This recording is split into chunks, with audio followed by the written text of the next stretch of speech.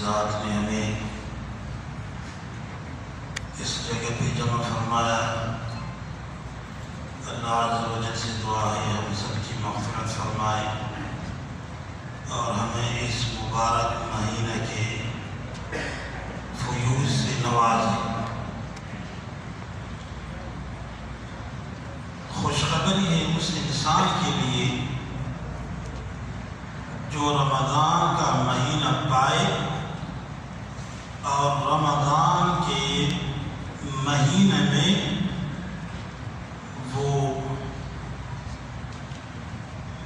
برکتوں سے اور رمضان کے فیضوں سے مستفید ہو جائے، ورنہ رمضان کے مہینہ پانے والے کئی لوگ ہیں جو رمضان کے اندر بھی محرومین میں سے بن جاتے ہیں۔ اس لیے حدیث میں آیا ہے کہ ہلاک ہو وہ انسان جو رمضان کا مہینہ پائے اور اس انسان کی مغفرت نہیں ہو سکے۔ ایسا نہ ہو کہ ہم اس جماعت میں سے ہو جائیں۔ تو رمضان میں ہم اپنے اخلاق کو ٹھیک کر دیں، رمضان کو اس موقع غنیمت بھی، اس طرح کے موقع غنیمت بھی اپنے لیے بنا لیں کہ ہم اسی رمضان سے اپنے اخلاق کو بالکل زندگی بھر ٹھیک کر دیں گے۔ ہم کسی کے ساتھ بے اخلاقی سے پیش نہیں آئیں گے، ہم کسی کے ساتھ غصہ سے پیش نہیں آئیں گے، ہم کسی کو دھمکائیں گے نہیں، ہم کسی سے گالی گلوچ نہیں کریں گے، بلکہ ہم لوگوں کو معاف کرنے والے بن جائیں گے، ہم لوگوں سے درگزر کرنے والے بن جائیں گے۔ تو اس طرف بھی ہمیں نظر کرنے کی ضرورت ہے۔ رمضان میں ہم بالکل ایسے اپنے آپ کو کر دیں کہ آج سے میں عزم کرتا ہوں کہ میں مخلوق الہی کو معاف کر دوں گا، تاکہ اللہ تعالیٰ مجھے معاف کر دے، اور آج سے عزم کریں کہ ہم اپنے اخلاق کو اس ماہ مبارک میں ٹھیک کر دیں گے، تاکہ قیامت کے دن رسول اللہ صلی اللہ علیہ وسلم سے قریب تر لوگوں میں سے بن جائے، اور آج سے عزم کریں کہ ہم غصے کو پینے والے اور لوگوں سے درگزر کرنے والے بن جائیں گے، تاکہ قیامت کے دن جنت کے درجات، اعلیٰ درجات کے ہم حقدار بن جائیں۔ تو یہ اس طرح اگر کوئی رمضان کا روزہ رکھتا ہے تو وہ رمضان کے فیضوں سے مستفید ہوتا جاتا ہے۔ اللہ کے رسول صلی اللہ علیہ وسلم کے پاس ایک صحابی آ کر رسول اللہ سے فرمایا کہ مجھے نصیحت کریں۔ اللہ کے رسول صلی اللہ علیہ وسلم نے اس صحابی سے فرمایا لا تغضب، آپ غصہ نہ کرنا،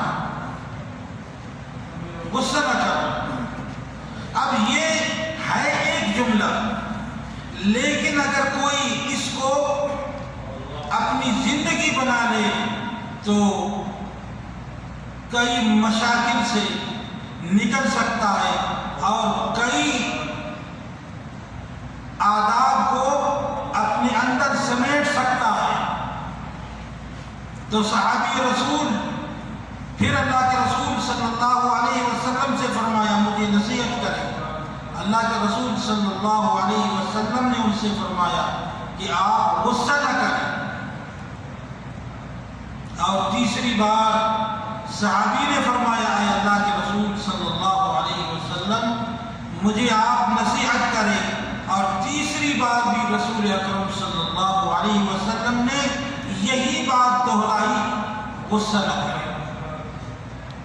آپ دیکھ رہے ہیں کہ یہ اس بات کی اہمیت کی طرف ہے، اشارہ ہے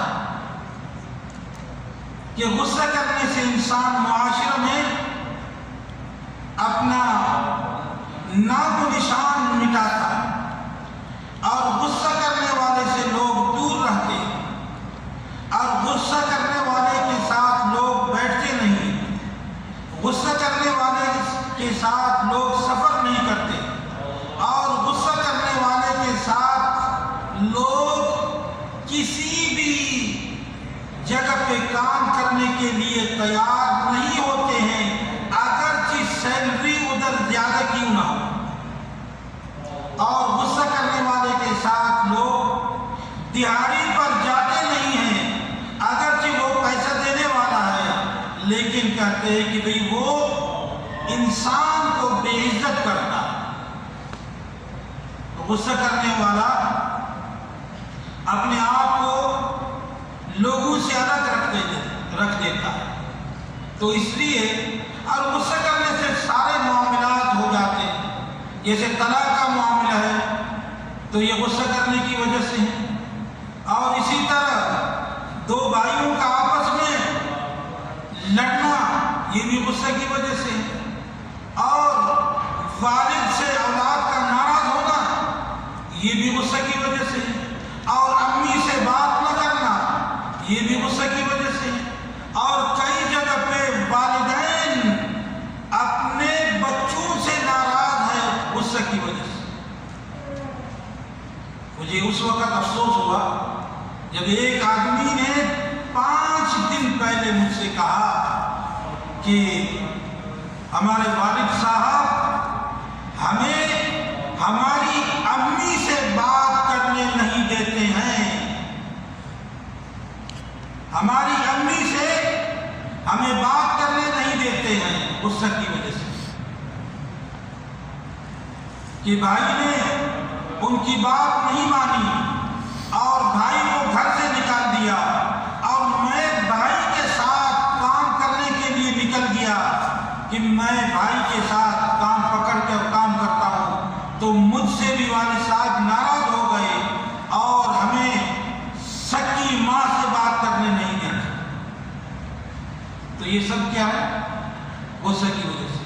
اور افسوس کی بات کہنے لگا کہ میں چھٹی جا کر اپنی امی سے اس وقت ملاقات کر چکا ہوں جب ہمارے ماموں انتقال کر گئے، اور اس تعزیت میں امی آئی تھی تو چپکے سے میں نے ادھر ہی ملاقات کی۔ یہ سب کس وجہ سے؟ یہ غصہ کی وجہ سے۔ والدین سے اولاد ناراض، اور اولاد سے والدین ناراض، اور جب بات یہاں تک پہنچی ہو تو پھر آپ دوسرے لوگوں سے بھی اس سے بڑھ کر آگے جا سکتے ہیں۔ تو اس لیے میرے بھائیوں، اس وقت کو موقع غنیمت ہم سمجھیں۔ اب ہمارے اس مبارک مہینے سے 1 ہفتہ گزر گیا ہے، اور باقی دن بہت ہمارے پاس ہے۔ اگر ہم اپنے اخلاق کو ٹھیک نہیں کر سکے ہیں تو آج سے ہم اپنے اخلاق کو ٹھیک کرنے لگے، اور عزم کریں کہ ہم بااخلاق باکردار انسان بن کے اس رمضان میں نکلیں گے۔ ہم بے اخلاقی سے اور بے کرداری سے اپنے آپ کو اس رمضان میں ہی نکال دیں گے۔ اللہ تعالیٰ ہم سب کو ان باتوں پہ عمل کرنے کی توفیق عطا فرمائے۔ وصلی اللہ وسلم علی رسول اللہ۔